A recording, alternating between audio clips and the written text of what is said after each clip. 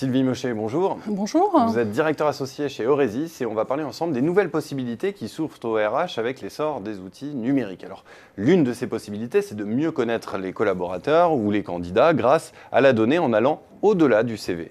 Oui, effectivement, l'objectif est de capter le non-dit au moment du recrutement ou une fois en poste. Aujourd'hui, on s'aperçoit que 80% des compétences sont connues grâce au CV. Les DRH ont alors tendance à mettre ce CV en face de la fiche de poste pour voir si tout cela colle. Je prends régulièrement l'image de l'arbre pour illustrer tout cela. Donc la partie visible de l'arbre, le tronc, les branches, les feuilles sont à la vue de tous, mais pas les racines qui renferment les compétences cachées ou non valorisées des collaborateurs. On s'aperçoit que ces compétences peuvent être comportementales ou soft skills, ou sont une passion, une appétence pour un domaine qui soit technologique. Je crée des sites web, je développe des applications, ou une implication dans une association par exemple. Mais est-ce que ces compétences sont reconnues aujourd'hui par l'entreprise aujourd'hui ? En fait, ces compétences ne sont pas connues souvent par l'entreprise, ne sont pas exploitées alors qu'elles correspondent à l'un des leviers de motivation des collaborateurs. Or, ce point est un enjeu majeur pour l'entreprise, pour sa richesse, pour son évolution et pour fidéliser les talents. Aujourd'hui, on s'aperçoit que ces compétences sont plus difficiles à déceler, mais qu'aujourd'hui, les outils numériques vont permettre de mieux les visualiser, ce qui, bien sûr, va permettre d'enrichir l'entreprise et va en retirer beaucoup d'enseignements sur cette matière-là. Mais alors, comment est-ce qu'on fait pour détecter, exploiter ces compétences cachées ?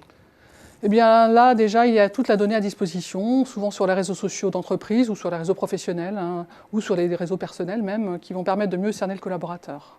La DRH peut aussi mettre en place un plan sur la base du volontariat pour faire remonter les informations, c'est doter des outils, des modes de fonctionnement qui vont permettre de capter ces compétences, de les détecter, de les valoriser, de mettre en œuvre aussi ces compétences dans le cadre de l'entreprise. Alors on parle d'outils de type enrichissement de profil ou rich profile. Ça peut être aussi des mini-CV, une bourse d'appel aux compétences. Dans certains cas, le dispositif va aller plus loin jusqu'à transformer la fiche de poste en fiche de mission. Et tout ceci, on l'imagine bien, a un impact sur le management. Et oui, tout particulièrement le middle management, dans la mesure où il n'est plus le seul gestionnaire et connaisseur de son équipe, ce qui était l'ancien modèle d'organisation d'entreprise.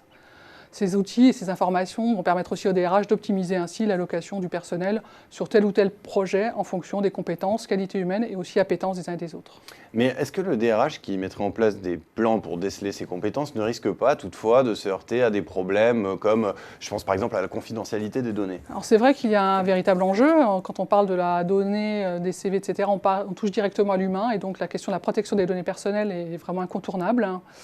Une fois que les garanties sont données aux collaborateurs, les salariés peuvent comprendre aussi qu'ils ont intérêt à ce qu'on puisse les faire travailler sur des projets pour lesquels ils ont une vraie appétence, un vrai intérêt. Et donc le monde digital aussi implique ce mode de travail en mode projet, en relation de confiance. Aujourd'hui, un collaborateur qui mentirait sur une de ces données qu'il mettrait à disposition de l'entreprise, ça se verra très vite comme quelqu'un qui mentirait sur son CV après quelques temps. Alors, imaginons, je suis un DRH, je trouve tout ce que vous êtes en train de dire très intéressant, mais je ne sais pas vraiment par quel bout prendre le problème. Alors, comment est-ce que vous décririez le chantier qui m'attend ? Déjà, pour la première chose, c'est que le DRH ne va pas travailler seul sur ces sujets-là. Déjà, il va devoir se rapprocher du business pour mieux connaître les orientations en matière d'innovation et donc les compétences clés nécessaires à trouver. Il va aussi devoir se rapprocher des spécialistes de la donnée pour l'aider dans l'analyse des données, en particulier donc les fameux data scientists, qu'ils soient internes ou externes. Ce sont des nouveaux métiers, donc il peut devoir le trouver en externe.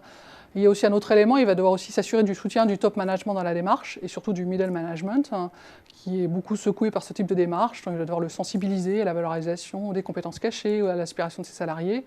Le tout pour permettre des services, mettre au service de projets innovants et du coup d'ouvrir des horizons à l'entreprise sur de nouveaux projets qu'il peut mener. C'est l'occasion aussi de former le middle management sur l'évolution des modes de travail induites par la révolution numérique, comme le management à distance, la culture du résultat, plus que la culture de présence, par exemple.